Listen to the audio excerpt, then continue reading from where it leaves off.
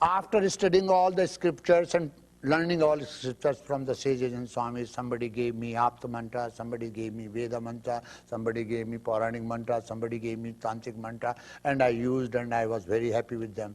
My master said, I have not given you one more mantra.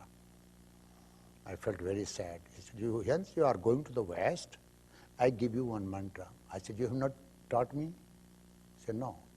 I said, I don't like to have it now. I felt sad. I said, he was hiding things from me. He said, hey, come on, wait.